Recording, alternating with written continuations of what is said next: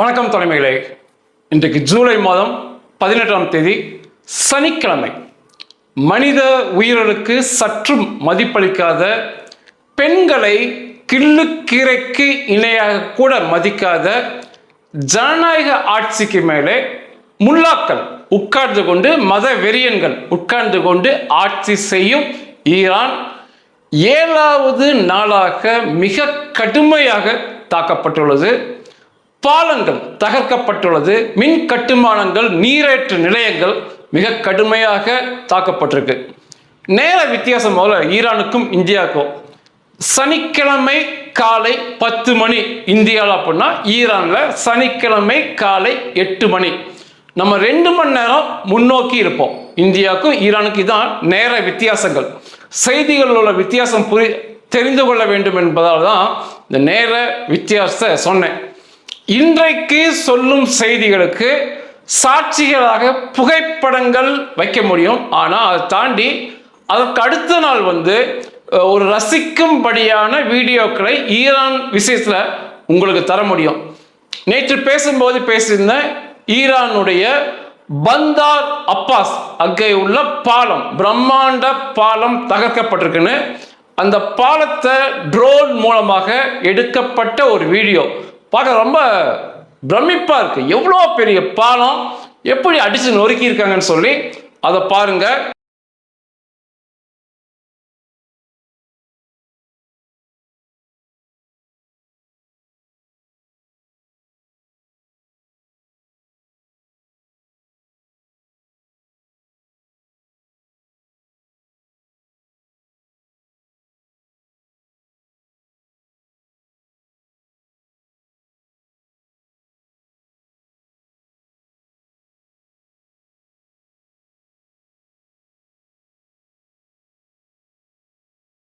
இரண்டாவது நீங்க பார்க்கிற வீடியோ, இந்த சாபகார் துறைமுகத்தில் உள்ள கட்டுப்பாட்டு கோபுரம் தகர்க்கப்பட்ட வீடியோ, தாக்கிய வீடியோ அது நீ கிடைச்சிருக்கு.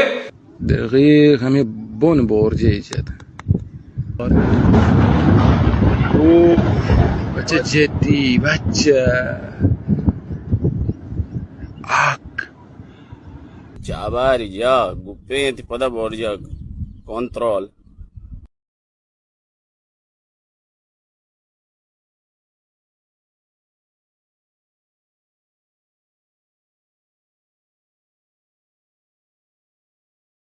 அது பாருங்க. மூன்றாவதாக பார்க்கும் வீடியோ IRGC, ஈரானில் உள்ள முல்லாக்களின் இராணுவம். ஈரான் மக்களுடைய இராணுவம் என்பது ஈரான் இராணுவம் அப்படிம்பாங்க. ஈரானில் உள்ள முல்லாக்களின் இராணுவம் தான் IRGC. அந்த இராணுவத்தின் சேமிப்பு கிடங்கு தாக்கப்பட்டு தகர்ந்து கிடக்கும் காட்சி வீடியோ.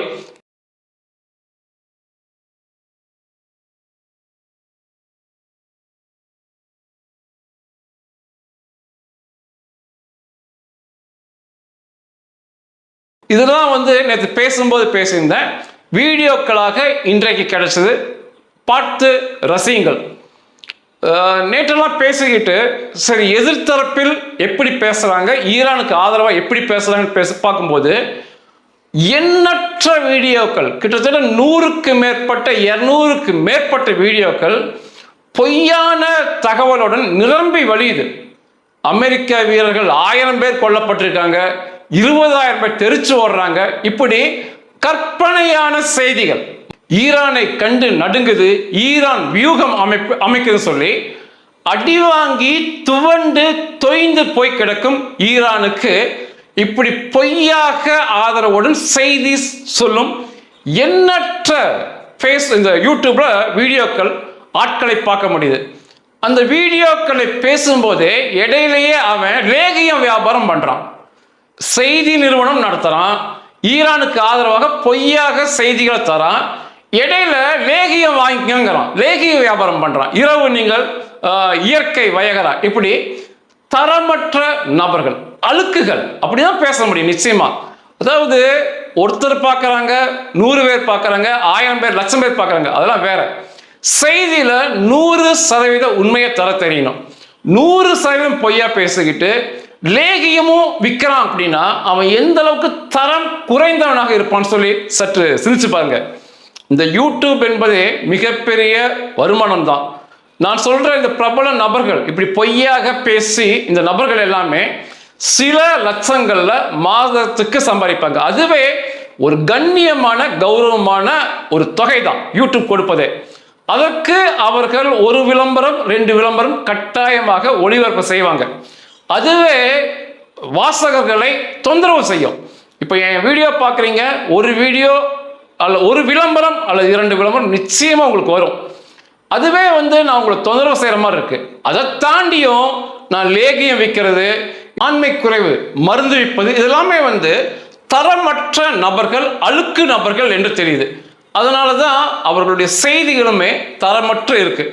100% உண்மையை தெள்ள தெளிவாக பேச வேண்டும் என்று 100% நான் உறுதியோடு இருக்கேன்.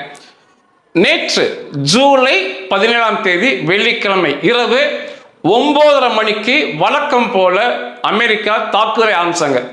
ஏன் பகல்ல தாக்குதல் நடத்துவதில்லை, இரவுல எப்பவுமே இந்த மாதிரி ராணுவ ரீதியான தாக்குதல் நடத்துறாங்கன்னா பொதுமக்களின் பள்ளி எண்ணிக்கையை குறைக்கலாம். 1. 2வது, வான் பாதுகாப்பு சாதனம் ஈரானில் இல்லை. அதில் குறிப்பாக இரவு நேரங்களில் பார்க்கக்கூடிய ரேடார்கள் எதுவுமே அவங்ககிட்ட இல்லை. அதனால இரவுகளை தேர்ந்தெடுத்து அடிச்சு காலி பண்றாங்க. நேற்றைய தாக்குதலில் 2 பாலங்கள் முற்றாக தகர்க்கப்பட்டிருக்கு. இந்த 2 நாள்ல 9 பாலங்கள் அடிச்சு காலி பண்ணியிருக்காங்க. ஈரானுக்குள்ள நீரேற்று நிலையங்கள் நேற்று தகர்க்கப்பட்டிருக்கு. மின் கட்டுமானங்கள் தகர்க்கப்பட்டு இன்னைக்கு ஈரான்ல மின்சாரத்தை அளவாக பயன்படுத்துங்கள் சொல்லியிருக்காங்க. அதை தாண்டி புதிதாக ஏதாவது வீடியோக்கள் திருட்டுத்தனமாக ஈரான் அடி வாங்குவதை ஒளிபரப்பினா மிக கடுமையான தண்டனை கொடுப்போம்னு சொல்லி எச்சரிக்கையும் எடுத்திருக்காங்க. அதை தாண்டி அந்த நாட்டு குடிமக்கள் திருட்டுத்தனமாக எடுத்து பதிவேற்றம் செய்வதுதான் தொடக்கத்தில் நீங்க பார்த்த உண்மையான வீடியோக்கள். இன்னைக்கு நான் சொல்ற பாலங்கள் தகர்ப்பு, நீரேற்று நிலையம் தகர்ப்பு, மின்சார கட்டுமானம் தகர்ப்பு, இராணுவ இடங்கள் அழிப்புமே நாளைக்கு வீடியோக்களாக கண்டு கழிக்கலாம். இந்த கோமாளி முல்லாக்கள் வாங்கும் அடிகள் எல்லாமே வீடியோக்களாக கண்டு கழிக்கலாம். இந்த பாலங்கள், மின் கட்டுமானங்கள், நீரேற்று நிலையம்லாம் அந்த மக்களுக்கு வழியை கொடுப்பதற்காக ஒழுகும் அடி. அந்த மக்களும் புரிஞ்சுக்கணும், தேவையில்லாம அந்த முல்லாக்கள் பின்னால் நிற்காதே என்றுதான் அடி விழுகுது. 2வது, இராணுவ தளவாடங்கள், இராணுவ கட்டுமானங்கள் எல்லாமே IRGCயை தொடர்ச்சியாக வலுவிழக்க செய்யும் நோக்கில் தினம் கிடைக்கும் நேரத்தில் இரவுல தாக்கி வலுவிழக்க வச்சுட்டு இருக்காங்க. இதற்கு அமெரிக்கா போர் விமானங்களை, போர் கப்பல்களை, ட்ரோன்களை, வெடிகுண்டுகளை, ஏவுகணைகளை பயன்படுத்தியிருக்காங்க. பதிலடியாக ஈரானிலிருந்து பஹ்ரைன், குவைத், ஜோர்டான் இன்று இப்ப நம்ம பேசுற வரைக்கும் இரவில் விழுந்த அடிக்கு பதிலடியாக இந்த வளைகுடா நாடுகளை நோக்கி ஏவுகணைகள், ட்ரோன்கள் செல்கிறது. பஹ்ரைன்ல ஒரு செயற்கை நுண்ணறிவு பிரம்மாண்ட கட்டுமானங்கள், பல பலாஸ்டிக் மிசைல், அந்த ஒரு இடத்துக்கு பல பலாஸ்டிக் மிசைல் பெரிய ஏவுகணை அனுப்பியிருக்கோம். டஜன் கணக்கில், அதாவது 12க்கு மேலான ட்ரோன்களை அனுப்பி அந்த செயற்கை நுண்ணறிவு கட்டுமானங்கள் முற்றாக தகர்க்கப்பட்டிருக்கு அப்படின்னு ஈரான்ல சொல்றாங்க. ஈரான் சொல்லுகின்ற செய்திகளுக்கு எதுவுமே புகைப்பட ஆதாரமோ வீடியோ ஆதாரமோ அந்த முல்லாக்களால் கொடுக்க முடியாது. வாயிலே பேசுவானுங்க, நாங்க அதை அடிச்சோம் இதை அடிச்சோம்பாங்க. வீடியோ புகைப்பட ஆதாரம் அவர்கள் கொடுத்தால் பிரசுரிக்க நான் தயாரா இருக்கேன், அல்லது வளைகுடா நாடுகள் கொடுத்தாலும் பிரசுரிக்க தயாரா இருக்கேன். வெறும் வாய் வார்த்தைகள், இந்த முல்லாக்களின் பேடிகளின் வாய் வார்த்தையை நம்பி அதற்கடுத்து அவர்கள் சொல்வதெல்லாம் நான் பிரசுரிக்க தயாராக இல்லை. அமெரிக்கா சொல்றது எல்லாமே வீடியோவாக, புகைப்படமாக அந்த நாட்டு குடிமகனை எடுத்து கொடுப்பதால் அதை நான் பிரசுரிக்கிறேன், அது சம்பந்தமா பேசுறேன். அதை தாண்டி ஒரு தாய்லாந்து கொடி ஏற்றப்பட்ட, தாய்லாந்துக்கு சொந்தமான ஒரு கப்பல் மிகப்பெரிய அளவு தாக்கப்பட்டிருக்கு ஈரானுடைய IRGC பேடிகளுடைய ஏவுகணையால. ஏன்னா அந்த கப்பல் அடைந்த சேதம் பார்க்கும்போது அதற்கான வீடியோ இருக்கு, இணைக்கிறேன். மிகப்பெரிய சேதத்துக்கு போயிருக்கு. ஏன் இவ்வளவு பெரிய தாக்குதல் நடத்தினாங்கன்னா, நேற்று நம்ம பேசும்போது 250 கப்பல் ஹொர்மூஸை கடந்ததுங்கிறது அது மிகப்பெரிய தோல்வி அந்த பேடிகளுக்கு. அதனால இன்னைக்கு வந்து ஒரு கப்பலை மிகப்பெரிய அளவு அடிச்சே காமிச்சிருக்காங்க.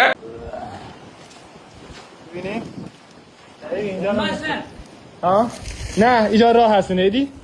پیش رو خوب یه داخل ولی خب خیلی آهنش تیزن و پر ریسکن بچه ها اینجا یه روزنه است از اینجا فکر کنم بیرون اومده چی அமெரிக்கா தாக்குதல் நடத்துவதற்கு எல்லாமே பின்னணியில் ஒரு ரகசியம் இருக்கு. அமெரிக்கா தாக்குதல் நடத்துவது முழுவதும் தெற்கு ஈரான்ல, சவுத் ஈரான் தான் மிகப்பெரிய அளவு அடி வாங்கிட்டு இருக்கு. பிற பகுதிக்குள்ள அவங்க போய் பெருசாக தாக்குதல் நடத்தவே இல்லை. அமெரிக்கா முழுக்க முழுக்க சவுத் ஈரானை காலி பண்றாங்க. இஸ்ரேல் தான் ஈரான் முழுக்க போய் அடிச்சுட்டு வருவாங்க. இந்த நம்ம நேற்று அடிவாங்கிய நகரம்னு பார்த்தா அதே தான் பந்தார் அப்பாஸ், லார், அஹ்வாஸ், சிரிக், ஹாசிம், யாஜ் இதை போன்ற நகரங்கள் தான் தொடர்ச்சியாக அடி வாங்கிட்டே இருக்கு.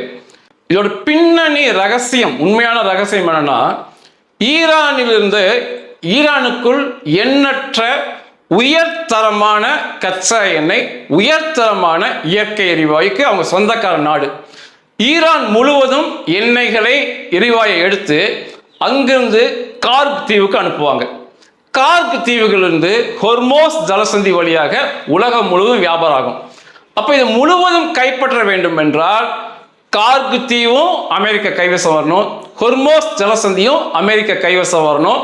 அதை தாண்டி ஈரானுமே அமெரிக்கா கைவசம் வர வேண்டும். இது மூணுமே இருந்தாதான் அந்த எண்ணெய் வளம், இயற்கை வளத்தை அதை வச்சு அமெரிக்கா பெரிய அளவு சம்பாதிக்க முடியும்.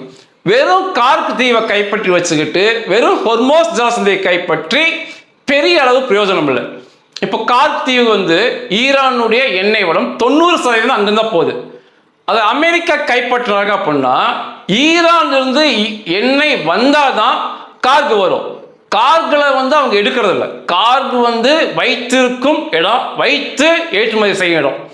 ஈரான் முழுவதும் உலகத்திலேயே உயர்தரமான கச்சா எண்ணெய் கிடைக்கும் இடம். அப்போ ஈரானியம் கைப்பற்ற வேண்டும். அந்த எண்ணத்தில் தான் தொடர்ச்சியாக தினம் தினம் ஒரே ஒரு அமெரிக்க இராணுவ வீரர் மரணம் அடையாமல் தாக்குதல் போயிட்டே இருக்கு. நிச்சயமாக இந்த ஹொர்மோஸ் ஜலசந்தி, கார்க் தீவுகள் ஈரான்ல முல்லாக்கள் அற்ற ஆட்சி. ஈரானை கைப்பற்ற வேண்டும் என்றால் ஈரானுக்குள்ள சண்டை போட்டு தரைவழி இராணுவ வீரர்களை அனுப்பி அதெல்லாம் தேவையே இல்லாத விஷயம். இன்னைக்கு தேர்ந்தெடுக்கப்பட்ட அதிபருக்கு மேல உட்கார்ந்து கொண்டிருக்கும் முல்லாக்கள், மத வெறியனுக அந்த குடும்பத்தை, அந்த ஆட்சி மட்டும் இல்லாம அவங்கள கொண்டுட்டா போதும். மக்களால் தேர்ந்தெடுக்கப்பட்ட ஆட்சி ஈரானுக்குள்ள வந்துட்டா ஈரானும் அமெரிக்க கட்டுப்பாட்டில் வரும். அதோட எண்ணெய் வளங்கள், ஏற்றுமதி செய்யும் இடங்கள் எல்லாமே அமெரிக்கா கட்டுப்பாட்டில் வரும். அதுக்காக தான் தொடர்ச்சியாக செதுக்கி செதுக்கி பார்த்து பார்த்து அடித்து கொண்டிருப்பது. இப்போ வளைகுடா நாடுகள், அண்டைய வளைகுடா நாடுகள் ஜனநாயக ஆட்சி நடைபெறும் நாடுகள் அல்ல. அந்த பகுதியிலேயே இஸ்ரேல் மட்டும்தான் 100% ஜனநாயக ஆட்சி நடைபெறும் நாடு. பிற அரபு நாடுகள் அனைத்திலையுமே முழுமையான ஜனநாயகம்னா என்னன்னே தெரியாது. ஒன்று மன்னர் ஆட்சி, இல்லது மத ஆட்சி, ஒரு குடும்பத்து ஆட்சி, இப்படி ஏதோ ஒண்ணுதான் அந்த வளைகுடா இருக்குமே ஒழிய ஜனநாயக ஆட்சி என்பது கிடையாது. இந்த வளைகுடா நாடுகள் எண்ணெய் வளம் கொளிக்கும் நாடுகள், கத்தார், UAE, பஹ்ரைன், குவைத், இதை போன்ற நாடுகள் எல்லாமே ஜனநாயகம் என்பது அங்கு கிடையாது. ஆனா அங்கு ஆட்சி செய்பவர்கள் முழுக்க முழுக்க அமெரிக்காவுடைய அடிமை பொம்மைகள். எல்லோருமே அந்த வளைகுடா நாடு தலைவர்கள் அமெரிக்கா என்ன சொல்லுதோ அதை கேட்டுக்குவாங்க. அவர்களிடம் உள்ள செல்வமான அந்த கச்சா எண்ணெய், இயற்கை எரிவாயுவை எடுத்துக்கொள்ளும் பொறுப்பு அமெரிக்காவுக்கு தான் இருக்கும். விற்பனை செய்யும் பொறுப்பும் அமெரிக்காவுக்கு தான் இருக்கும். அவங்க இடத்துல அது இருக்கு, அவ்வளவுதான். அதற்கு பதிலாக அமெரிக்காவிடமிருந்து ஆயுதங்கள், ஆடம்பர பொருட்கள், தொழில் நுட்பங்கள் உச்சத்தில் இருக்கும். அமெரிக்காவுடைய பொருட்கள் எல்லாமே விலையில வந்து உச்சத்தில் வச்சிருப்பாங்க. பொருட்களின் தரமா அப்படிதான் வச்சிருப்பாங்க. ஆடம்பர கார்கள், பயணிகள் விமானங்கள், மதுபானங்கள், இப்படி எல்லாமே மிக ஆடம்பரமாக அந்த வளைகுடா நாடுகளுக்குள்ள புழக்கத்தில் இருப்பது வழக்கம். அனைத்துமே அமெரிக்காவுடைய தயாரிப்பு. அப்போ இந்த வளைகுடா நாடுகளுடைய செல்வத்தை அவர்களும் அனுபவிக்கிறாங்க, அமெரிக்காவும் சேர்ந்து அனுபவிக்கிறாங்க. இரண்டுமே பல பலன் இருக்கும். அமெரிக்காவும் சரி, வளைகுடா நாடுகளும் சரி, ஆடம்பர பொருட்களால் நிரம்பி வழியும் இந்த ரெண்டு பக்கமே. ஆனா அதுக்கு ஒத்துக்காத இந்த எண்ணெய் வளம் இருக்கும் நாடுகள் தான் தொடர்ச்சியாக அமெரிக்காவில் குறிவைத்து தாக்கப்படும். இதற்கு உதாரணம் முதல்ல ஈராக், அப்புறம் லிபியா, அப்புறம் சிரியா, அப்புறம் வெனிசுவேலா, அப்புறம் ஈரான். இன்னைக்கு ஈரான் அந்த அழிவில் அமெரிக்கா கைக்கு செல்ல வேண்டிய இடத்துல ஈரான் இருக்கு. இதுக்கு ஒரு நல்ல உதாரணம் சமீபத்தில் நடந்த வெனிசுவேலா. வெனிசுவேலா தான் உலகத்தில் அதிக கச்சா எண்ணெயை கையிருப்பு நிலத்துக்கு அடியில் வைத்திருந்த நாடு உலகத்திலேயே. ஆனால் ஈரானுடைய கச்சா எண்ணெய் தரத்தில் வெனிசுவேலா தரம் இருக்காது. அப்போ அமெரிக்கா கேட்கும்போது அதை ஆட்சி செய்த நிக்கோலஸ் மதுரா அதையெல்லாம் எடுக்கிறதுக்கு அனுமதிக்காம முழுக்க முழுக்க வெனிசுவேலாவுடைய கச்சா எண்ணெய்கள் வெனிசுவேலா அரசு சொத்து, அவர்கள் தான் எடுப்பாங்க, அவர்கள் தான் வியாபாரம் பண்ணுவாங்க. அந்த கணக்கில் தான் இருந்தாங்க. அமெரிக்காவை அனுமதிக்கவே இல்லை. ஒரே இரவுல ஒரே இராணுவ வீரர் பலியாகாம அந்த நாட்டு ஆட்சி முறையை மாத்திட்டாங்க. இன்னைக்கு வெனிசுவேலா அதிபர் மண்ணின் மைந்தன்பாங்க, கம்யூனிஸ்ட், அவர் தோழர் மண்ணின் மைந்தன்பாங்க, மனைவியோட கடுமையான சிறையில் அமெரிக்காவில் இருக்காங்க. ஒரே ஒரு நாடு, கம்யூனிஸ்ட் நாடுன்னு சொல்றோம், ரஷ்யா, சீனா, நார்த் கொரியா, இதை போன்ற எந்த நாடுமே, ஈரான் உட்பட யாருமே அவருக்காக பேசவில்லை. அந்த நபர் சிறையில் வாடி வதங்குறார். இன்னைக்கு அமெரிக்கா சொல்லும் ஒரு பெண்மணி டெல்சி ஆட்சிக்கு வந்திருக்காங்க. தினந்தோறும் பல லட்சம், 30 லட்சம் 40 லட்சம் லிட்டர் அளவுள்ள கச்சா எண்ணெய் தினந்தோறும் வெனிசுவேலா எடுக்கப்பட்டு அமெரிக்கா மூலமாக எடுக்கப்படுகிறது, அமெரிக்கா மூலமாக சுத்திகரிக்கப்படுகிறது, அமெரிக்கா மூலமாக விற்பனை செய்யப்படுகிறது. உலகம் முழுவதும் கொட்டி வரும் பணம், மூட்டை மூட்டையாக வரும் பணம் அமெரிக்காவுக்கும் வெனிசுவேலாவுக்கும் செல்கிறது. இதான் நிக்கோலஸ் மதுராட்ட அவங்க கேட்டாங்க, அவன் ஒத்துக்கலை, இன்னைக்கு மாத்திட்டாங்க. இந்த வரிசையில் இப்ப கடைசியாக இணைந்திருக்கும் நாடு ஈரான் தான். இந்த முல்லா குருமாக்கள் ஆட்சியை மாத்திக்கிட்டு இவர்கள் சொல்லுவது போல ஒரு ஆட்சி முறையை கொண்டு வந்துக்கிட்டு அந்த ஈரானுடைய உயர்தரமான எண்ணெய்கள் பிற எல்லா பொருளுமே ஈரானை பொறுத்த வரைக்கும் உயர்தரமா இருக்கும். ஒரு உலகத்திலேயே முதன்மையான கலாச்சாரம், முதன்மை மக்கள், நேற்று கூட ஒரு கமெண்ட்ல சொல்லியிருந்தார், பார்க்கறதுக்கு ரொம்ப சங்கடமா இருக்கு, உலகிலேயே மூத்த குடிமக்கள், ஒரு செழுமையான கலாச்சாரம் உள்ளவங்க, அவர்களுக்கு அவங்க உள்ள பொருளுமே மிக செழுமையானது. ஆனா இந்த முல்லாக்கள் கையில சிக்கிக்கிட்டு தான் அது சிக்கி சின்னாபின்னமாகுது. அவர்கள் ஆட்சி முறையை மாற்றி அந்த ஈரான் சொத்துக்களை ஈரான் மக்களுக்கும் கொடுத்து இவர்களும் அணிவிப்பாங்க. இந்த நடக்கின்ற சண்டை வருகின்ற வாரத்தில் மிகப்பெரிய அளவு சண்டையா மாறும். ஏன்னா உலக கோப்பை கால்பந்து ஞாயிற்றுக்கிழமை வரைக்கும் நடக்குது.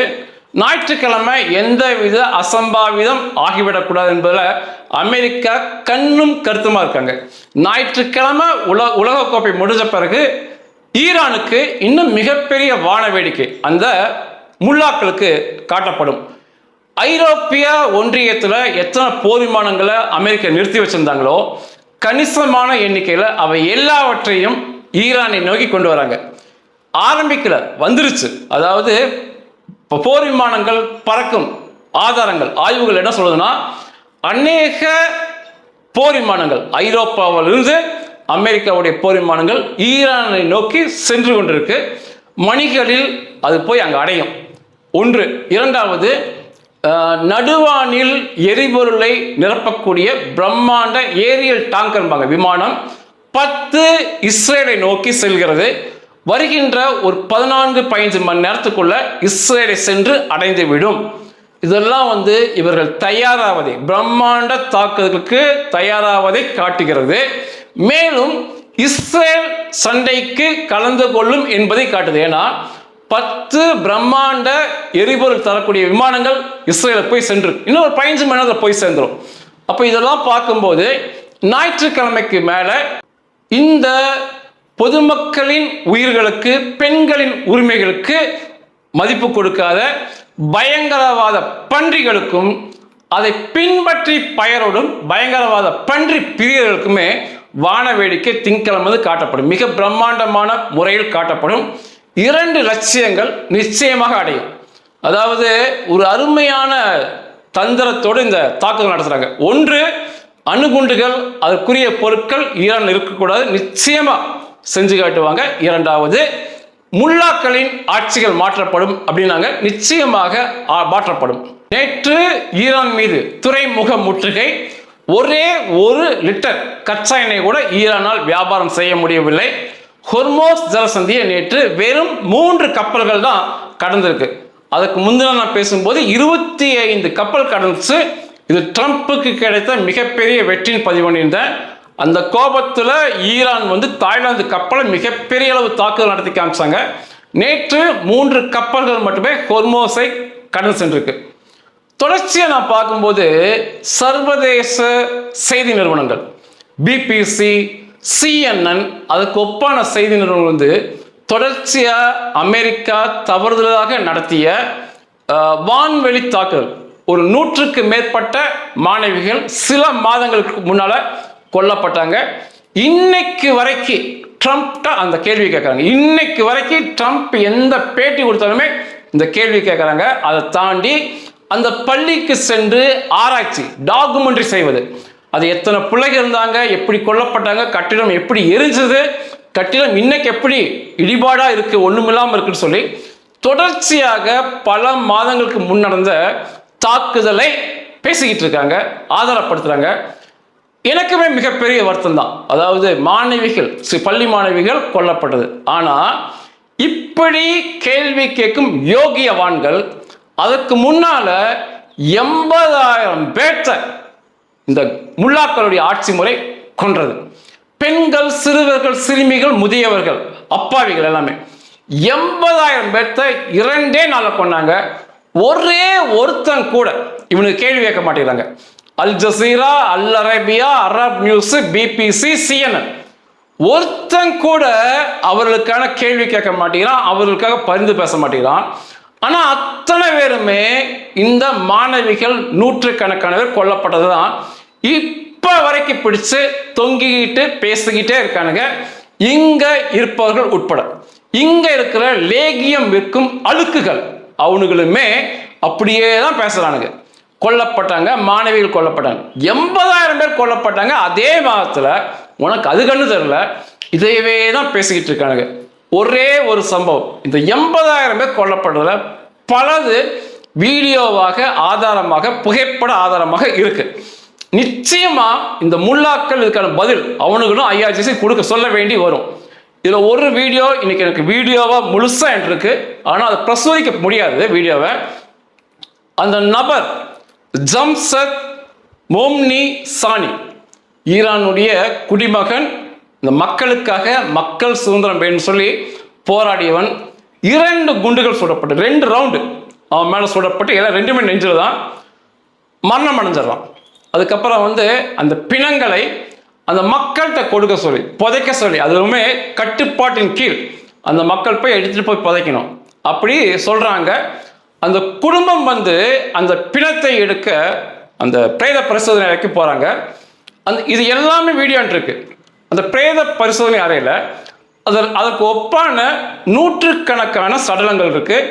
இந்த அப்பா வீட்லையுமே உடல்ல சின்ன ஆடை மட்டும் இருக்கு. இவங்க பிணங்களை எப்படி ஒப்படைக்கிறாங்கன்னா, ஒரு பாலிதீன் பேப்பரை சுற்றி பிணத்தின் கையையும் காலையும் கட்டி ஒரு பாலிதீன் பேப்பரை சுற்றி கையில் கொடுத்துறாங்க. அவ்வளோதான், வேறு ஒன்றுமே இல்லை. அப்படிதான் கொடுத்துருக்காங்க.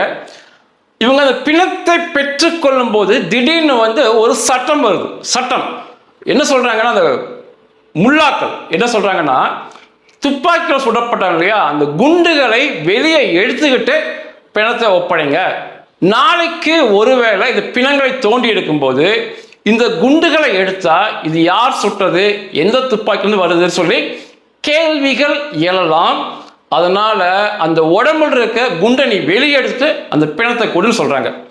அப்போ அந்த குடும்பம் கதறாங்க, எல்லாமே பின்னால் கேட்குது. இந்த பிணத்தை வந்து வீடியோ எடுக்கிறாங்க, ரொம்ப அழுகிறாங்க. இந்த அதாவது கொன்னுட்டீங்க, அவனையாவது முழுசாக கொடுங்க, ஒரு சின்ன ஆடையோடு இருக்கான் கொடுங்க, நாங்கள் புதைக்கிறோன்னா எந்த வித மனிதாபமானம் இல்லாமல் ஒருத்தன் ஒரு பக்கெட் எட்டு வரான்.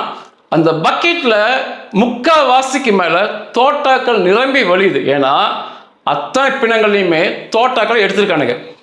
இங்கே வச்சு அங்கே இந்த பக்கெட்டை கொண்டு வந்து வைக்கிறான், எந்த வித மதிப்புமே கொடுக்கலாம் அந்த பிண உடலுக்கு. மடான் வெட்டுறானுங்க.